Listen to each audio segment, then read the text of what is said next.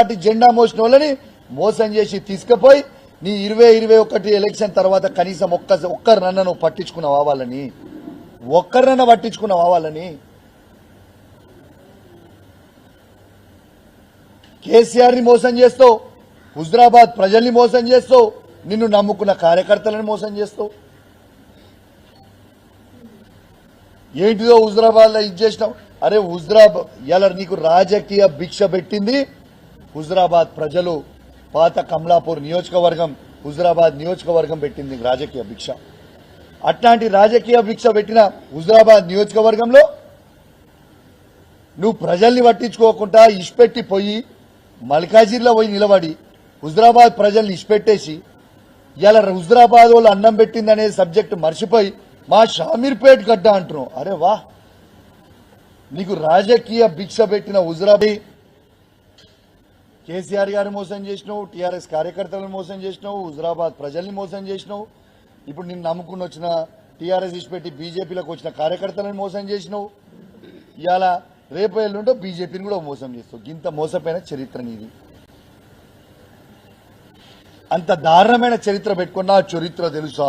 నీ చరిత్ర ఎవరు తెలియదా బాబు? నువ్వు చీటర్ అని తెలుసు, నువ్వు మోసగాని అని తెలుసు, అన్నీ తెలుసు. ప్రజలన్నీ కూడా గమనిస్తా ఉన్నారు. ఖచ్చితంగా మళ్ళా కూడా నేను చెప్తా ఉన్నా, హుజరాబాద్ గడ్డ మీద కూర్చొని చెప్తా ఉన్నా, 5 మండలాల్లో 5 జెడ్పీటీసీలు గెలిచేది బీఆర్ఎస్ పార్టీయే, 5 ఎంపీపీలు గెలిచేది బీఆర్ఎస్ పార్టీయే, ప్రతి గ్రామంలో ఎంపీటీసీ గెలిచేది బీఆర్ఎస్ పార్టీయే, ప్రతి వార్డు మెంబర్ గెలిచేది బీఆర్ఎస్ పార్టీయే, ప్రతి సర్పంచ్ గెలిచేది బీఆర్ఎస్ పార్టీయే, ప్రతి కౌన్సిలర్ గెలిచేది బీఆర్ఎస్ పార్టీయే, ప్రతి చైర్మన్ గెలిచేది బీఆర్ఎస్ పార్టీయే. రాసి పెట్టుకోండి, మీకు ఇవాళ చెప్తున్న ఈ మాటను.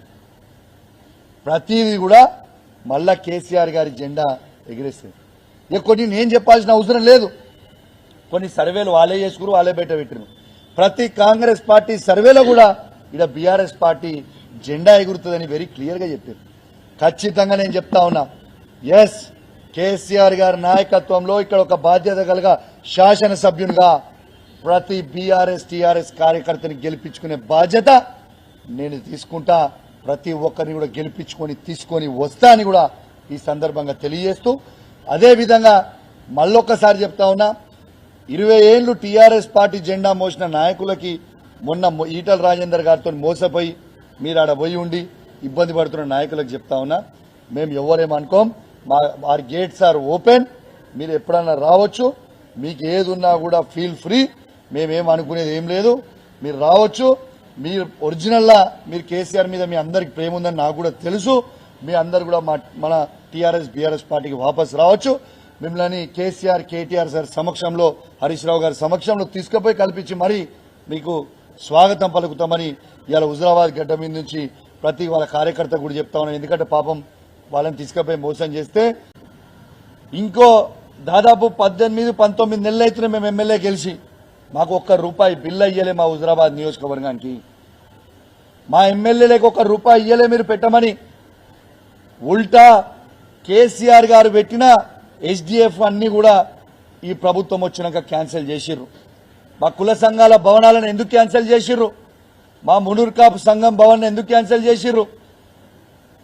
మా అన్ని కుల సంఘాల భవనాలు, యాదవ కావచ్చు, ముదిరాజ్ బిడ్డలు కావచ్చు, ఎస్సీ కమ్యూనిటీ హాల్ కావచ్చు, అన్ని కూడా మీరు ఎందుకు క్యాన్సిల్ చేసిండ్రు? మా గౌడ సంఘం కావచ్చు, యాదవ సంఘం కావచ్చు, ఇవన్నీ కూడా మీరు ఎందుకు క్యాన్సిల్ చేసిరని నేను అడుగుతా ఉన్నాను. ఖచ్చితంగా మీరు ఇవ్వకపోతే ఈ భవనాలే ఇవన్నీ అభివృద్ధి కార్యక్రమాలు ఏవైతే మీరు క్యాన్సిల్ చేసిర్రో ఇవ్వకపోతే మాత్రం నేను ఊకోను అని చెప్పి సందర్భంగా తెలియజేస్తా ఉన్నాను. ఇలా కష్టపడి కేసీఆర్ గారు ఈడ ఎస్డిఎఫ్ పెట్టి హుజరాబాద్ నియోజకవర్గం అద్భుతంగా ఉండాలి అని, ఇంకా అభివృద్ధి పెరగాలని ఒక గొప్ప ఉద్దేశంతో ఇస్తే ఆ ఎస్డిఎఫ్ ఫండ్లన్నీ కూడా క్యాన్సిల్ చేసిర్రు. ఎట్లా క్యాన్సిల్ చేస్తారని నేను అడుగుతా ఉన్నాను. రేపు స్థానికంగా ఉన్న ఈ కాంగ్రెస్ పార్టీ నాయకులు ఎవరైనా ఓట్లాడగాలంటే ఖచ్చితంగా ఇవన్నీ కూడా ప్రజలకి జవాబు చెప్పాల్సిన అవసరం ఉండదని చెప్పి సందర్భంగా తెలియజేస్తా ఉన్నాను. నా హుజరాబాద్ నియోజకవర్గంని ఖచ్చితంగా నా మీద కోపం ఉంటే నా మీద తీర్చుకోండి తప్పితే, మా కేసీఆర్ గారి మీద కోపం ఉంటే మా కేసీఆర్ గారి మీద తీర్చుకోండి, కేటీఆర్ గారిని హరీష్ రావు గారి మీద నా మీద కోపం ఉంటే మా మీద తీర్చుకోండి. కానీ మా హుజురాబాద్ నియోజకవర్గంలో ఉన్న ప్రజల మీద కాదు అని చెప్పి సందర్భంగా తెలియజేస్తా ఉన్నాను. మొన్న మీ అందరు కూడా చూస్తా ఉన్నారు ఏ విధంగా ఈ రాష్ట్రంలో డ్రామా నడుస్తుందో. బీజేపీ వాళ్ళు కొట్టుకుంటారు, మాకు సంబంధం లేదు. బండి సంజయ్ గారు కావచ్చు, ఈటల రాజేందర్ గారు కావచ్చు, మీ ఇంటర్నల్ పార్టీ విషయం మాకు అవసరం లేదు. మీరు ఓరి మీ గంగల వడురి, మాకు సంబంధం లేదు. కానీ ఈటల రాజేందర్ గారు మీరు చాలా పెద్ద పెద్ద మాటలు మాట్లాడినరు.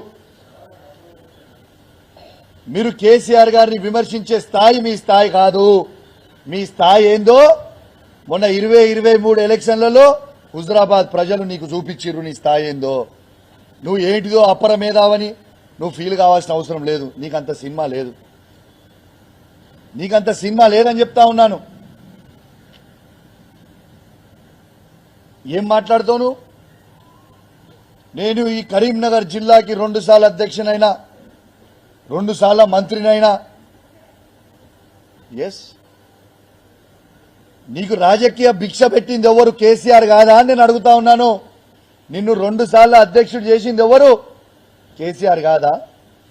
నిన్ను 2 సార్లు మంత్రి చేసింది ఎవరు? కేసీఆర్ కాదా? ఇలా ఉమ్మడి కరీంనగర్ జిల్లాలో ప్రతి గ్రామంలో కాలు పెట్టినానో మరి ఆ కాలు పెట్టి అడుగు పెట్టే అవకాశం ఇచ్చింది కేసీఆర్ కాదా? అట్లాంటి దేవుని లాంటి కేసీఆర్ని నువ్వు ఎట్లా మోసం చేస్తావు? నువ్వు దేవుని లాంటి కేసీఆర్ని ఎట్లా విమర్శిస్తావు? ఎట్లా విమర్శించబుద్ధి అవుతుందయా? అన్నం పెట్టిన వాళ్ళకి సున్నం పెడుతున్న చరిత్ర నీది. ఇలా కేసీఆర్ గారిని నువ్వు విమర్శించే స్థాయి నీది కాదు. నీది నా స్థాయి కూడా నీది కాదు. చిత్తు కొడగొట్టిన మొన్న నిన్నే. ఇంకేం కావాలి నీకు?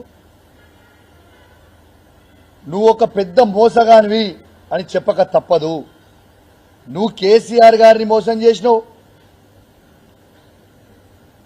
నువ్వు సంపాదించిన అక్రమ సొమ్ముని కేసీఆర్ గారు గుర్తించి పేద దళితుల భూములని నువ్వు గుంజుకుంటే అవన్నీ గుర్తించి ఇలా నేను తన్ని పార్టీ నుంచి బయటికి వెళ్ళగొట్టి నువ్వు దానికి ఏం చెప్తున్నావు?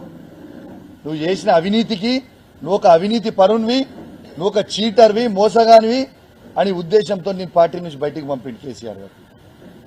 కానీ నువ్వేం చెప్తున్నావు?